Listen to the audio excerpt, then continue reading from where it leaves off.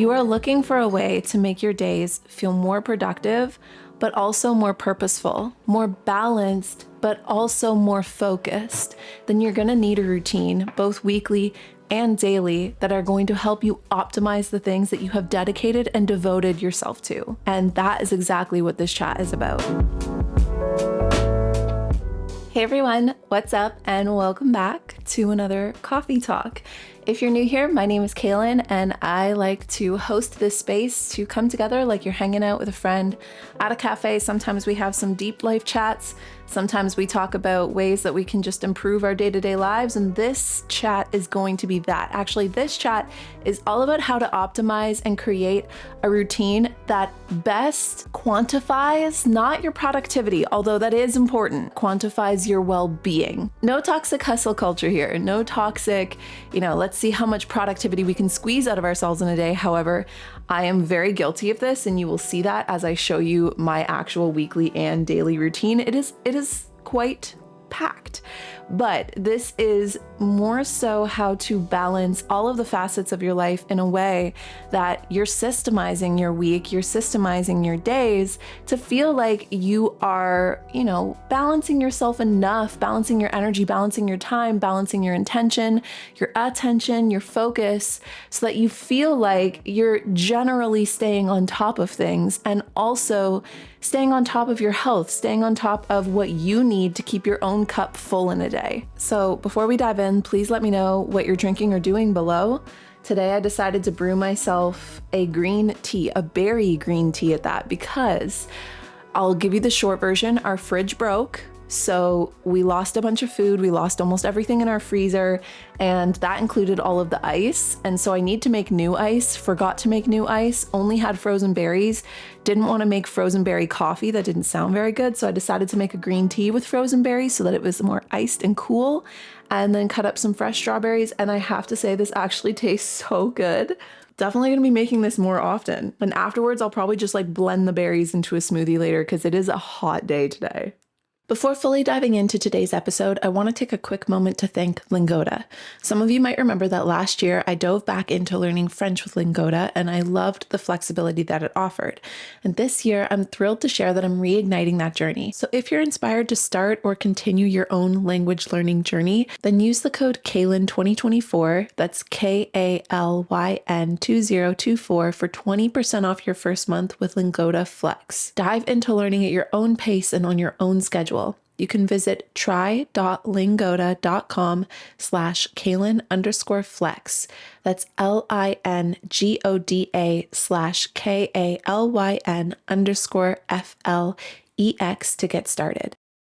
I'm a genuine believer that our routines are meant to help us. They're meant to guide us. They're meant to take a lot of the energy out of decision-making out of your day. Find a system that really works for you, that really benefits your life, the things that you are trying to cultivate, and also the things that you have devoted and dedicated yourself to. You have to be strategic when you're being systematic. And the only way you can be strategic is to know what is actually essential in your day and what is essential in your week and what needs to be tended to and how often. So you're definitely going to need to use your discretion. You're going to be able to look at the days that have just passed even, use that as part of your evidence for planning this here today. And I'm hoping by the end of this talk, you'll either be motivated to, or if you're actually going to interactively plan while listening today, you can walk away with a daily and a weekly routine and a system for those daily and weekly routines that will have you optimizing your purposefulness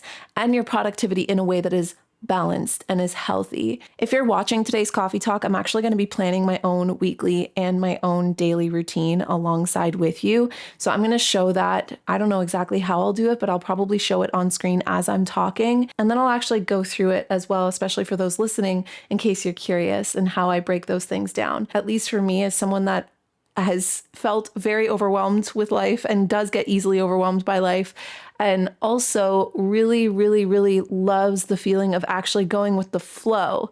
It seems so counterintuitive to schedule a routine and have some kind of structure planned when I am, or if you are someone that loves flowing with your day. However, when I fall out of routine, I actually find I get so much more bogged down by the overwhelming choice of things you could or should be doing. So I definitely don't think that routines are just for type A people. I hate the feeling of not knowing what I should do. And I hate the feeling of not trusting myself to make the right decision of what I should do. So that's why I always restructure my routines. I always come back to routines, and why routines are so important to me, why having some kind of structure to follow is so important to me, because it actually allows me to relax into my flow, to relax into the set course of the day. And not everything, at least for me, has to be exactly to the timestamp. It's just more so to give myself almost like time blocked out to focus on certain things and have my attention zoned in on something, knowing that I can let go of all of the other stuff that I feel like needs to be tended to because I have created a plan for it.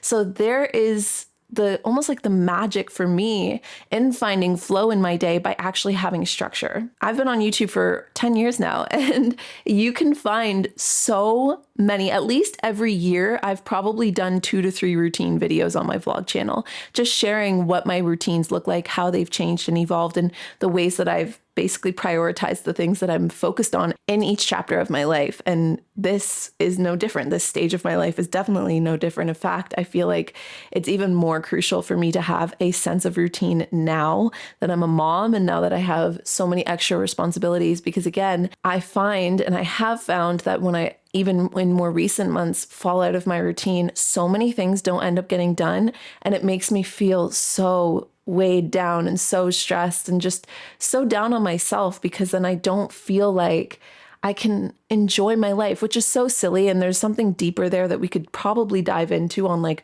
why do we need to have clean homes to enjoy or relax in our homes? Or, why do we need to feel productive in order to feel like we're worthy for just being in a day? But I think we are hardwired these ways for certain reasons. And there is a way to find a healthy balance with it. It feels good to be productive. There is nothing wrong with that. And I know that I'm fully worthy. I know that we're all fully worthy of existing and being in our lives without needing to produce. However, when I do get things done, it makes the being so much more all-encompassing, so much more enjoyable.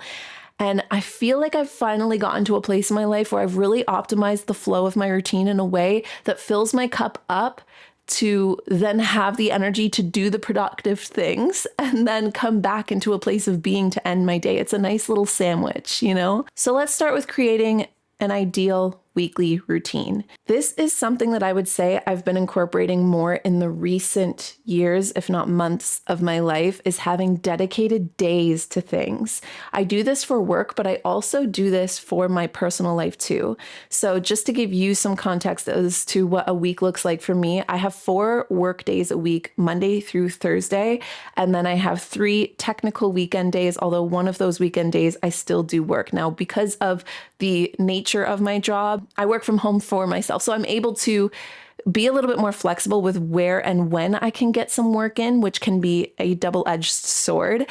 It's nice because obviously you have that freedom and that creativity, but also you're always kind of trying to squeeze a little bit of work in here and there. So I make sure to really optimize my work days for getting as much of my work done as I possibly can so that I have those weekend days to really relax and be with my family and be with my son. And then on Sundays, I tend to do almost like my leftovers for the week. It's very much still like a gist day for me, but instead of the gist day being solely focused on my home and resetting my home for the week, like it used to be back in the day, now I have spread out my home and my housekeeping tasks over the week so that Sundays are really like a leftovers day for the entire week. Anything I needed to do that didn't get done for my home, for my general cleaning, for myself, like I like to do my everything showers on Sundays, but also anything work-wise that didn't get done. And then I also run a book club on Sundays. So first and foremost, and I actually am realizing I forgot to do this as I'm saying it to you, but I think it's important to have a designated time or a designated day of the week that you check in on your schedule, you check in on your routines, and you plan your week. So now that I have created a structure, which I'm going to get into in just a second here, I can take a look at this structure, and then usually on Sunday, or if I don't get to it on Sunday, I'll do it on Monday morning. I can actually plan out what my week's going to look like using this structure, taking a look at what my days of the week are dedicated to and what a day looks like for me. Having dedicated days has truly changed my level of stress, because I used to be somebody that tried to do or just optimize my daily routine to fit in absolutely everything. And then my brain would just get so overstimulated by how many things I was trying to jump to in a day. So this is going to really depend on the type of brain that you feel like you have, or the type of system that you feel like your thought process runs on and your productivity runs on. But I find when I'm doing a lot less time of multiple things versus more time on just one thing, I actually get a lot more done. So I prefer to take things in bigger chunks at a time.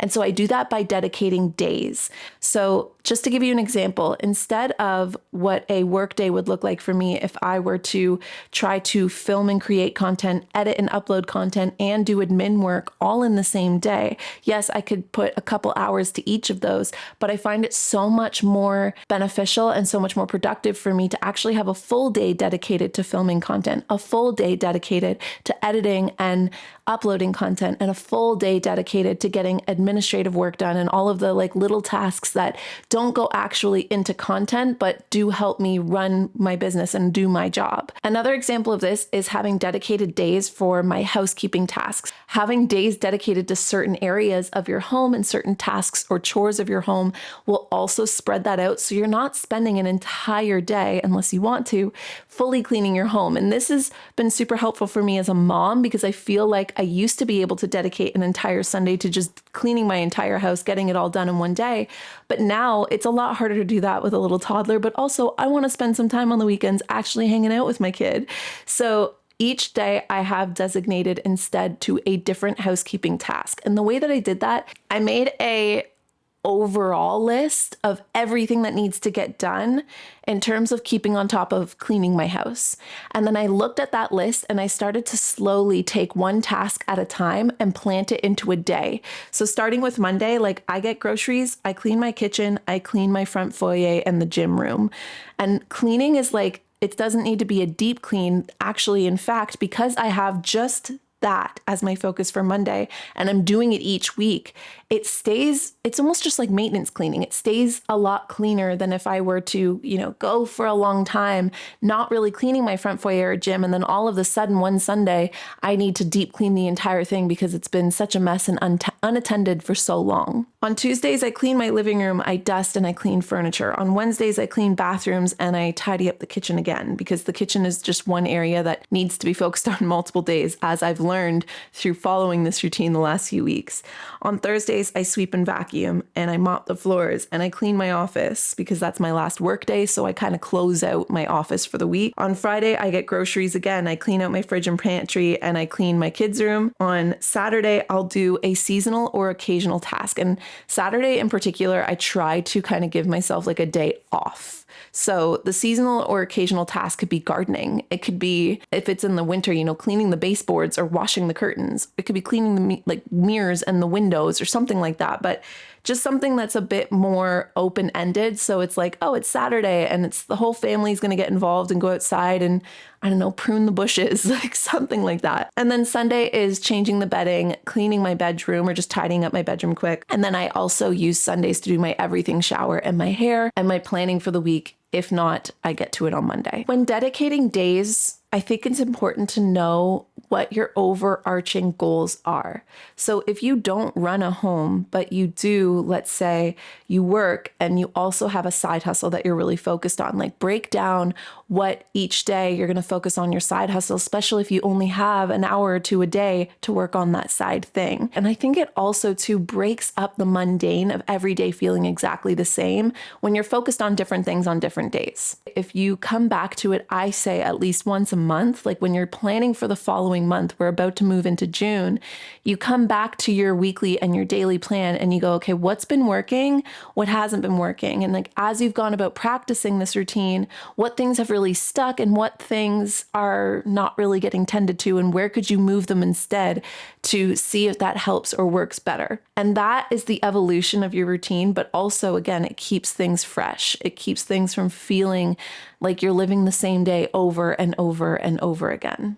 And I mean, you can get a lot more detailed with this too if you know what your weekly goals are. So right now I have very not strict, but I have very clear goals for work in terms of how much I need to get done in a week in order to stay on top of and get ahead of myself for when I have another baby.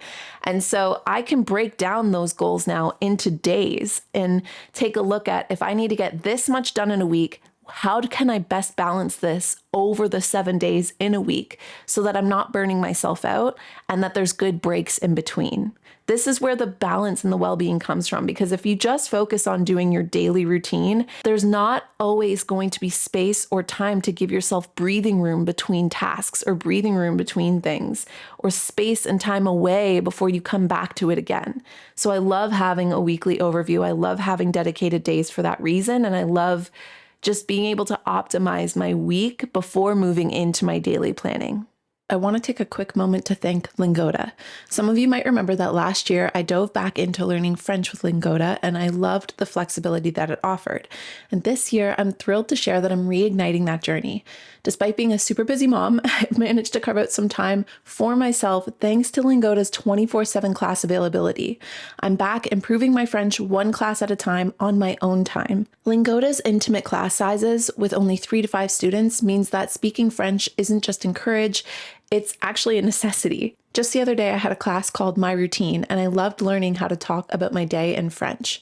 It feels great to use the language in such a personal and practical way, and to be able to actually practice it in a way that I would in a day-to-day setting. What I love the most about Lingoda is how it fits so seamlessly into my life. The teachers are native speakers who really know how to make each lesson engaging and practical. And it's not just about memorizing the vocabulary, it's about actually using the language in conversations that matters to me. This is a completely different way than I was taught French growing up, so it makes a huge difference. Plus, the Lingoda Flex program has been a lifesaver. It has allowed me to schedule classes around my hectic schedule, whether it's early in the morning before my day starts or late in the night when the house is quiet. I can always find a time that works for me. This personalization has made all the difference in sticking with my goal to truly live the language and not just learn it. This year, I'm determined to make it the year that I can finally reach my goal of being able to speak French. And with Lingoda's help, I feel more confident than ever that I can actually get there. So if you're inspired to start or continue your own language learning journey, then use the code Kalyn 2024, that's KALYN 2024 for 20% off your first month with Lingoda Flex. Dive into learning at your own pace and on your own schedule. You can visit try.lingoda.com/Kalyn_flex. That's LINGODA/KALYN_FLEX to get started. Join me on this exciting linguistic adventure. Check out the link in the episode notes to learn more about Lingoda and start your journey. Merci for tuning in. So, I love a good daily routine.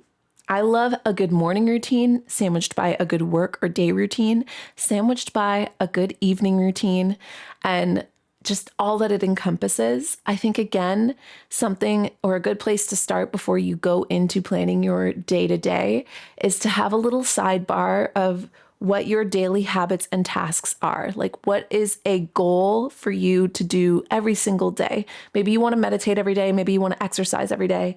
Maybe you want to journal every day. Maybe you want to get up at 6 a.m. every day.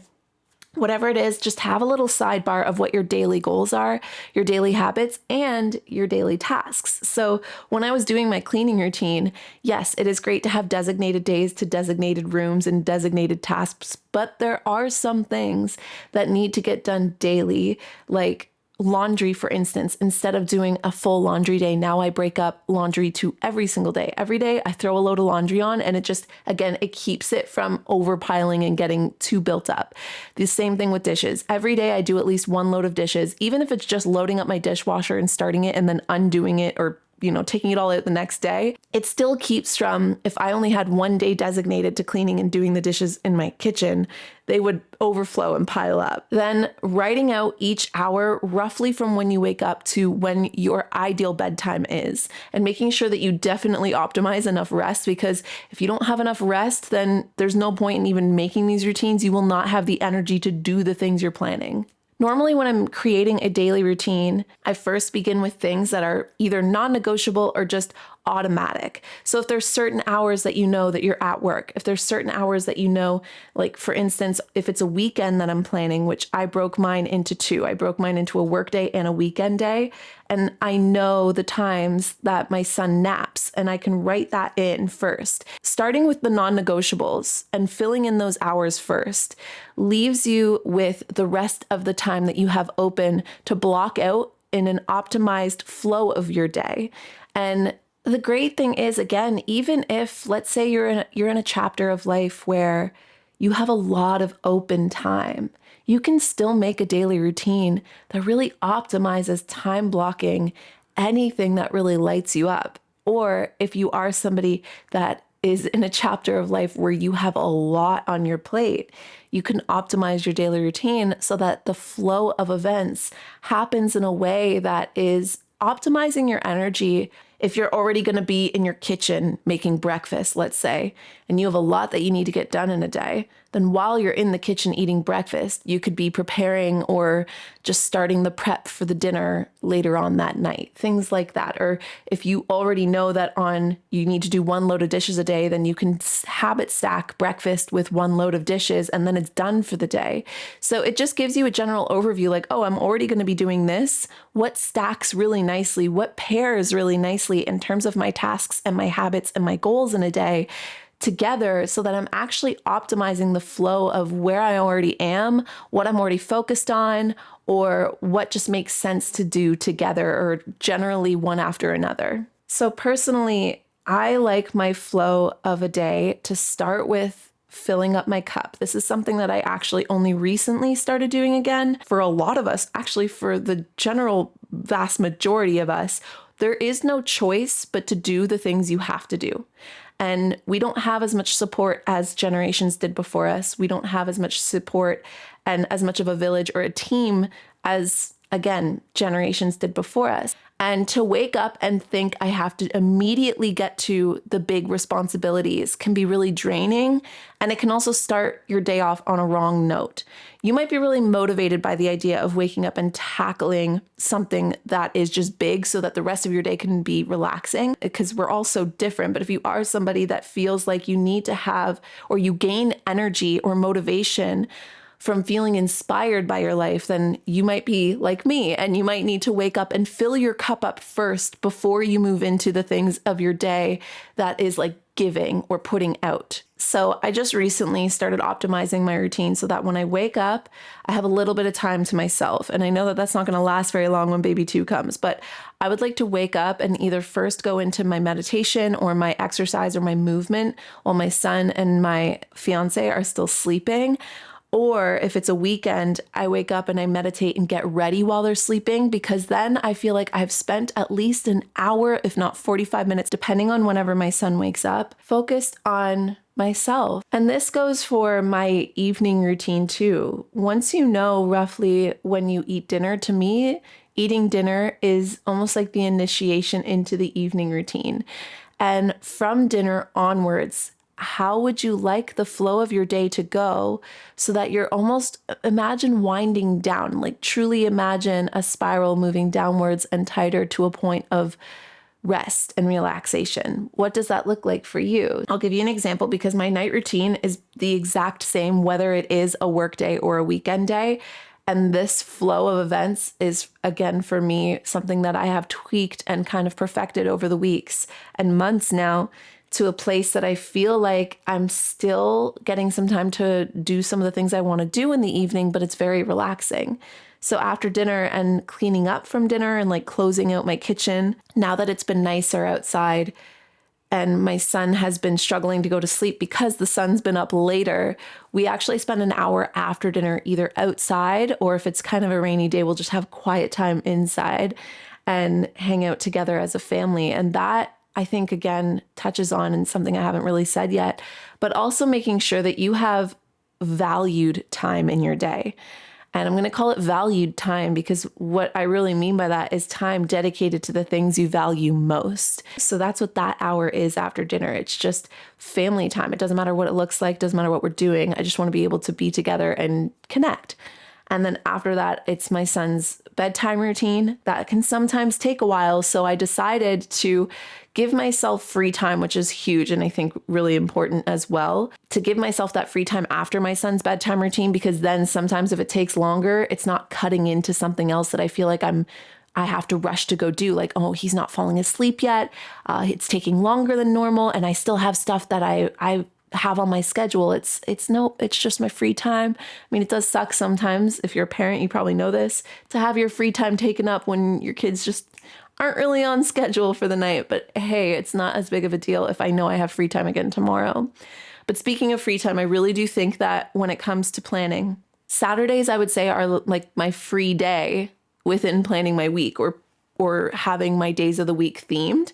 Saturdays are like my day off, if you will. There's no work scheduled that day. There's no insane amount of house tasks scheduled that day. Saturday is kind of a bit more open and flowy.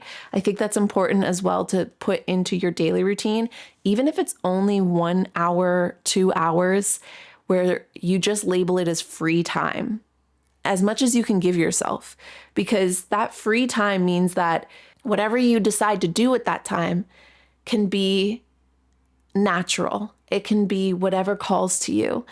And especially when, again, if you are somebody that is trying to optimize your routine and has a lot of responsibilities, having that open air, that open space to just be like, God, what's calling to me right now? A lot of the times, especially in recent weeks, my free time meant going to bed. I would just go right to my own bedtime routine and then go to bed because I was tired. But it was because I was able to lean into that. You know what? The best way for me to spend my free time right now is actually getting some extra sleep. It's actually getting some extra rest. It could be watching your favorite show. It could be reading. It could be working on a fun hobby.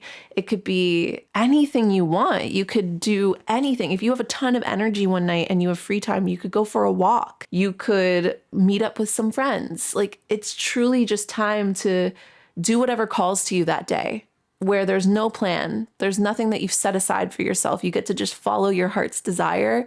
And I feel like that's really healthy to have every day if you can, even if it's only an hour. Even if it means you just spend your free time on your phone, who cares? Because the rest of your day has been optimized for other things. You deserve a little bit of phone time if that's what you want, right? And again, that can also help you balance out even just your screen time in a day. Because if you know when you're catching yourself scrolling when you should be doing something else during the day, you can be like, but I have free time later. I'm totally just going to veg out on my couch and scroll on my phone. And instead, it's going to feel good. I won't feel guilty about it because I've been in my flow of the day doing all of the other things I'm meant to focus on. And then I normally try to close out my day by stretching and doing some skincare. And I also try to journal as well before beginning my free time. But that flow is like the perfect wind down, at least for me. And again, take a look at what your goals are in a day, and don't be afraid when you're planning out your daily habits, tasks, and goals to add in there the things that do help you wind down, that do help you relax. The next chat that I'm actually recording, so you'll see it next week, is one that's all about connecting with our intuition and the importance of the gut in particular when it comes to our intuition. And how when we have a dysregulated nervous system, which comes from high stress and staying in a state of high stress all of the time, it's really hard to hear our intuition. It's really hard to know what our heart's desire is. So even if your free time for the next little bit is just fully focused on doing nothing, like fully relaxing and trying to ease your nervous system, that in itself is time well spent. It's just really important, I think, to, especially in the day and age of productivity being so highly sought after and valued, it's important to have time where there is no productivity focus. It's just open space to be and feel and do whatever calls to you. Now, the last thing I'll say about daily routine planning, at least for me, the thing that I have found in my years and years of building routines is that time blocking is really the way to go. If you have been watching today, you'll notice that my time blocks are quite quick in terms of my short, denser routines, like my morning routine, my evening routine. But the middle of my day, be it a work day or be it a weekend day, has just hours blocked out for any kind of focus. And the reason why I think time blocking works better than having each and every single hour or minute structured and planned to your day is because every day isn't going to go exactly according to plan. And I find when I have time blocked out, instead of thinking like I have to get this much done in a day, it's in these hours, I'm going to focus on getting that thing done. And wherever it lands, wherever it ends, by the time I get to the end of that time block is where I have to leave it. That's where you have to find grace. And sometimes that doesn't work. Sometimes, and it has happened many times actually, where I end up spending my free time at the end of the day, catching up on the thing that I had a deadline. I need to get it done. So that's fair too. But I think again, that comes back to finding that balance because it's not going to be every day. It's not going to be like that all the time. I have 6 hours of work focus in a day on a work day. And in those 3 hours, yes, I might have a lot planned on my day-to-day schedule of what I'd like to get done. Realistically, once those 6 hours are up, if things didn't get done, they get moved to the next day unless they're an essential deadline. The other thing that we don't really account for when we do these daily routines is transition times. And transition is huge, and it could be an entire coffee talk in itself. It's like transitioning from one thing or one task or one part of your day to the next. Transition time is where we get distracted. Transition time is where we end up scrolling on our phones, or we end up forgetting what we were meant to do, or going to grab a snack and then suddenly getting distracted by something else. And that transition time, if you have time blocked, you can kind of ease in a little extra 10, 15 minutes of oops, my transition took me a little longer than usual, but that's okay, especially if you're someone that gets like easily distracted. Hi, I get you, me too. And then last but not least, I will say something that has been also very helpful. It's also kind of redundant advice, but it's something that I feel like is worth saying, is when you do time block, feel free to set timers. Again, coming back to what I said at the beginning of today's chat, I am somebody that loves to get lost in the flow of my day. And even with my time blocked out, I can totally lose myself in a task and lose sense of time. So normally, and the great thing about having little devices attached to us all the time with timers that can go up to 23 hours. You can have a timer for 23 hours if you wanted. Is that especially days where I find myself very distracted, not feeling very grounded in my day, not feeling really grounded in my focus and in the things that I've intended to do. That happens to me often. I think, again, can be very common, especially when we're really overstimulated or if we're feeling maybe a little stressed. Perhaps our brain goes into this autopilot, wants to kind of not think about how much we have to do. Having a timer is huge. Even if it's like, okay, I'm going to set myself a timer. I have, let's say, 20 minutes to get ready today. I'll set that 20-minute timer because sometimes I end up watching social media while I'm getting ready. And then all of a sudden it took me triple the time to get ready than it really needed to. The 3-hour work focus, I will truly set a timer for 3 hours. My email inbox right now is a mess. Hundreds of emails that I need to go through. I just imagine Marie Kondo being like, I love mess because it's an opportunity for me to, look at this as a satisfying project that I can do, is go through these hundreds of emails and organize them and file them away properly and answer them properly. I don't have to do it all in a day. I just have to do it 30 minutes for that focus of the day. Having timers, huge, so huge in terms of if you are someone that gets distracted, easily overwhelmed, or loses yourself in what you're doing. And if you don't want to set it on your phone because your phone can be distracting, get a kitchen timer and use that. And then wherever you have written down your weekly and your daily schedule. For me, it's in my notebook. I keep this on hand. I keep this close by to me every day. Whenever I do catch myself being like, what was I supposed to be doing again? What's my flow of the day? Especially when you're switching things around like weekly or monthly, and you can just look and be like, okay, what time is it? Yes, it's 1:30. I look, it's a work day on 1:30. What am I supposed to be doing? 3 hours of work focus. And here I am doing some work on a Wednesday, which is meant to be filming. So I'm right on task with where I should be right now. That just kind of gives you, again, an easy check reference. And so I keep this in my notebook. I usually keep this page bookmarked so it's easy to flip to. I can look, oh, it's Wednesday, so I have to clean the bathrooms and just tidy up the kitchen today. Just having that easy glance too. But you can also use this when planning your week. So if it's a Sunday and you're about to move into your daily planning, whether you use a planner or you use like tech planners or calendars, or you use the same notebook, you flip to this page and you see, okay, this is going to be the flow of my day. This is going to be the tasks that I need to get done. You can flip back, start your day, and begin your task list or your to-do list, which normally I like to break up my day-to-day tasks list by exactly the way I did it on my weekly routine, by home and personal and work. What do I need to get done as a to-do list for work? What do I need to get done as a to-do list for my home and personal?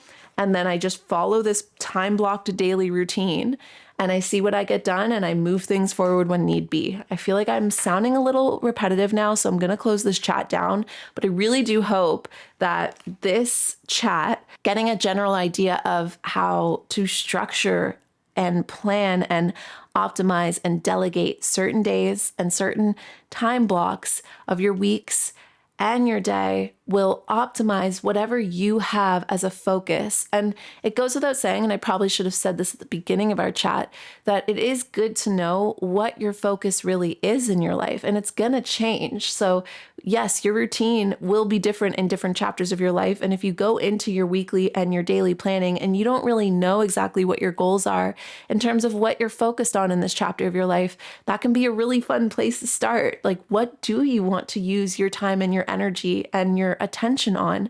Because those resources are so valuable. The ways that you spend your precious time as a living being on this planet and your energy as a body on this planet that only generates so much in a day, and your attention as a mind, as a sense of consciousness on this planet, and knowing that you can take that time, that energy, and that consciousness and drive your life forward in a way that you want to. This is how you systemize doing so in a way that is balanced, in a way that still optimizes your well-being so that you can continue to do this for years to come, but also so that you can start to optimize the kind of results that you want to be garnering and work towards climbing the mountains of the goals that you have set forth. Zoom out even further, look at your month, look at your season, look at your year, and start there.